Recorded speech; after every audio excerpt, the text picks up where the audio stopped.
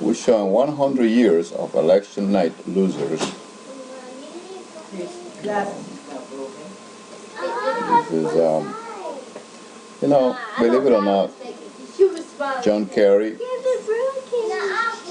is standing on stage with his wife, Teresa, after delivering his concession speech November 3, 2004. And here we see former president candidate Al Gore leave the voting booths after casting his vote. And that was in November 7, 2000. Republican presidential candidate Bob Dole followed his head while making his concession speech to support the Washington Hotel on Tuesday, November 5th, 1996. And here we see President George Bush conceding the election November 3rd, 1992, after losing to President Bill Clinton. And we say independent presidential candidate Ross Perot delivered his concession speech on November 3, 1992, after Democrat Bill Clinton won the presidential election, beating him and George Bush.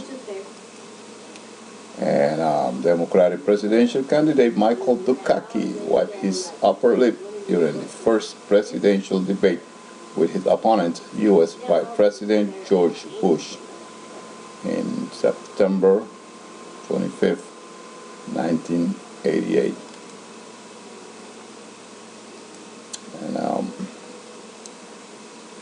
And here we see Walter Mondale, and that's Tuesday, November 7, 1984. Jimmy Carter conceded defeat in the presidential election as he addressed a group of Carter Mondale supporters in Washington on Tuesday, November 4, 1980. And President Gerald Ford spoke in the White House press room in Washington on November 3, 1976, conceding defeat to Jimmy Carter. And George McGovern and his family in Sioux Falls, election night, November 7, 1972, after he was defeated by Richard Nixon. And going back, Vice President Hubert Humphrey spoke at the Alfred Smith Memorial Dinner in Waldorf Astoria on October 16, 1968 in New York. Barry Goldwater, the contact sheet of Republican Senator Barry Murray Goldwater of Arizona, conceded the 1964 presidential election to President Lyndon Johnson at the press conference held at his campaign headquarters at the Camelback in Phoenix, Arizona. This took place on November 4th, 1964. And Vice President Nixon pointed to a homemade sign at the airport as he arrived in home state to cast his ballot on November 8, 1960 in Ontario, California. Well, John F. Kennedy of Massachusetts talked with Democratic presidential candidate Adlai Stevenson on August 12, 1956. And movie actress Piper Laurie is wearing a donkey head beauty spot on her cheek as she chat with Governor Adlai Stevenson of Illinois, defeated by John F. Kennedy.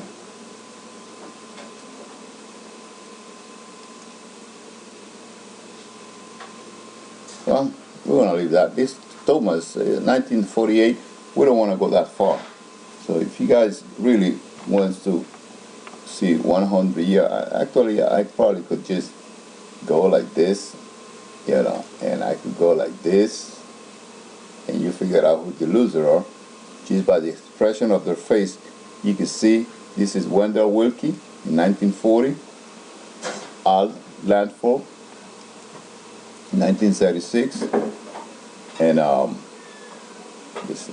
this one here, Oh, let's go back. Look what they used to use to cast their vote. A little trash can. Well, actually, they used to carry milk on this thing. This is 1936. 1936. Governor Alf Landon casting his vote. Wow. In 1932, Herbert Hoover lived in Madison Square Garden after delivering his major campaign address before a crowd which at that time was estimated at 22,000. Wow. And we see Alfred Smith, Governor Alfred Smith, speak in New York, November 2, 1928. And we have John Davis. John Davis, Democratic nominee for President of the United States, and his wife are pictured here on the estate of Charles Dannett Gibson at 700-acre island in Dark Harbor, Maine. This was July 21st, 1924. And James Cox, Democratic candidate for the presidency and Vice President of the United States, Governor James Cox and Franklin Delano Roosevelt. They are seen here, this is 1920, are seen here at the head of a nomination parade in Dayton, Ohio, November 1st, 1920. And Charles Evans, 1916. We don't have much detail of this individual, going back 1916. We see his picture here, presumably with his wife. And Theodore Roosevelt during the Progressive campaign in 1912. And we come to the last one for the conclusion of our program. 100 year of election night loser. 100 year of elections. I hope that you guys have what? Yeah. Oh, what is my sister doing back there? Huh.